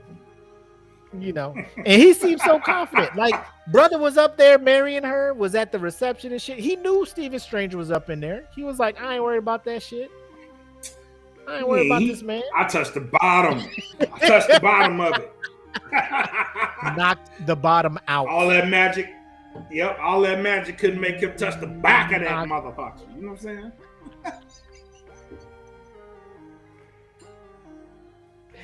All right, I'm done. Bro, hilarious. I was just like, there's a lot of things Doctor Strange can do, but apparently he can't do that. You got to pull the hair. You got to do the spell. You know what I'm saying? Where her hair is pulled, and your projection is in front of her talking shit to get her back. You know what I'm talking about? Mm-hmm. Like, you got to pull her hair and then astral project yourself in front of her. Like, you like this shit, don't you?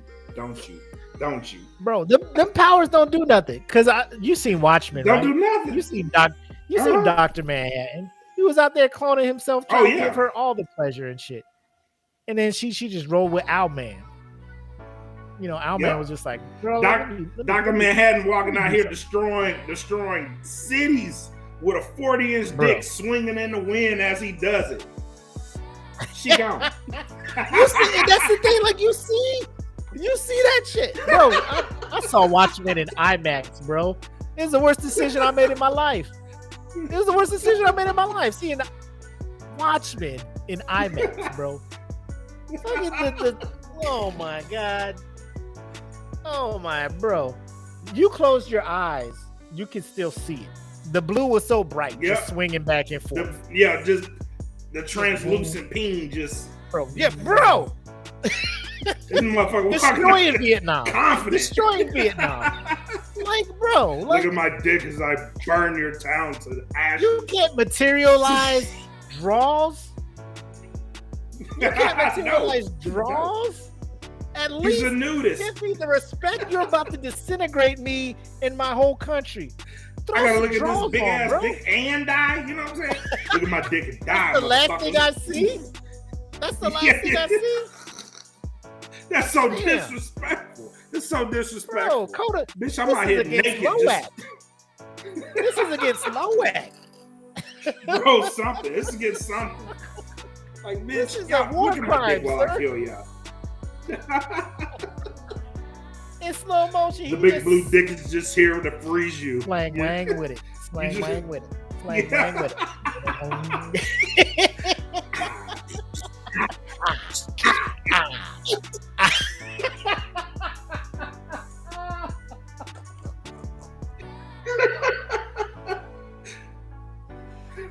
Oh my God. Okay. Anyway, all right, back to it. But that's the ultimate swag, bro. He said you gonna die and my dick out. And my Fuck dick. That's what I'm saying. It was genius. Like, look at this big ass dick just swinging in the wind. Bitch, die. Y'all can't do shit about You know what I mean? it. Y'all can't do shit about I know your woman want it. Die. Keep the women. Die. When I come back to regular size, it's still big. You know what I'm saying? it. Flex. All right. So, Doctor Strange, Multiverse of Madness. Out of 5 puffs, what you giving it? I'm gonna give it 4 1/4 because I think we talked about this last week, and I was like 4 1/4 on it last week. Yep. Because I was in between 4 and 4.5, but I'm gonna go solid 4 1/4. I'm with you. 4 1/4 still. So check it out if you haven't seen it. Well, first of all, if you're still watching and you haven't seen it, I'm sorry. We told y'all what it was. Spoilers my was bad. coming. But yeah, I would recommend that movie to anybody who is even if you're not following the MCU, it's still a good watch. It's a good time, good action, good visuals, all of that good stuff. I agree. I gave Spider-Man No Way Home. I want to go back. I want to say 4.5. I don't think I went all in with the 5, but I want 4.5 on that one. I think No Way Home was better than Multiverse of Madness. That's just me. Yeah. If they would have had more rumored cameos to pop up, I would have been geeking the whole way. But yeah, 4 1/4 is where I'm at. All right, final shots and thoughts, bro. What you got for them? Just make sure y'all follow the brand. Shout out to everybody that tuned in tonight. Even on Twitch, man, we have some Twitch comments in here tonight. So shout out to Jar7 with the Twitch comments, man. Looks like we gaining a little bit of traction over there too. So that's dope. Make sure y'all follow the brand. Like I said, we are going to try to do a Instacart giveaway sometime this weekend. So our patrons, especially if you're on Patreon, tune into the messages. Make sure y'all responding and y'all get in on this. If you're not a part of the Patreon, again, it's patreon.com/thatfeelinpodcast. Y'all come join. Like I said, we're going to try to give more to our patrons. So we got another No Gimmick show planned for you guys. Yeah, man, just tune in to the brand. Thank y'all very much for tuning in tonight. This was a special day for both of us. So, Yes. Yeah, we did the best we could. Hopefully y'all enjoyed it. So that's all I got. Sometime tomorrow for our patrons, just expect a notification of the inaugural episode of Prove Me Wrong podcast, sports-centered, sports-centric podcast. So we'll be talking about some things. Biggest thing going on right now is the playoffs. Yep. MVP, Joel Embiid came in second to your boy Jokic. James Harden didn't show up in the playoff game. Doc Rivers looks like a bad coach. NFL's coming up. A lot of things to talk about sports-wise. So if you haven't followed Prove Me Wrong podcast fan group or just the podcast page, but you'll get the notification on the That Feeling Podcast Network, obviously, when it goes, when we post it there. So how we're going to work this will be live for patrons to comment on and, kind of interact with the show. The video will be posted in the DFPN and the Prove Me Wrong page. So you can watch and listen and probably leave comments But for live interaction, it'll just be for the Patreon. So it's another thing we're doing to get the patrons more access to interact and kind of steer the direction of the shows and stuff, if you will. So stay tuned for that. We'll get you, when we figure out and hammer out a time, we'll post that and let you guys know so you can be ready to tune in if you can join in. Outside of that, end of June, you know what that is, the quarterly $100 giveaway for our patrons. And then expect some live watch parties. I know you and Frankie D been talking about watching some of the weekly wrestling programs, live watch, comments, give reactions and stuff like that. So I think that's pretty dope.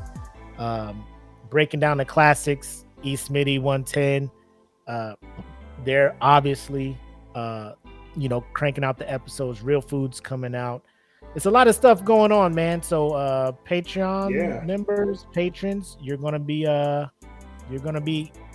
getting stuff that has been promised to you, and we have not forgot about that promise. We are going to fulfill that and give you access that everybody else is not getting, to show our appreciation for you guys supporting us the way you do. Yep. But that's all I got for him, man. That's it, man. So cool.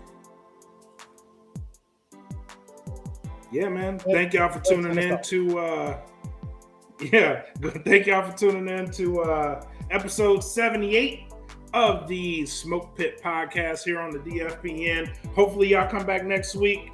Till then, have love, make sex. Peace.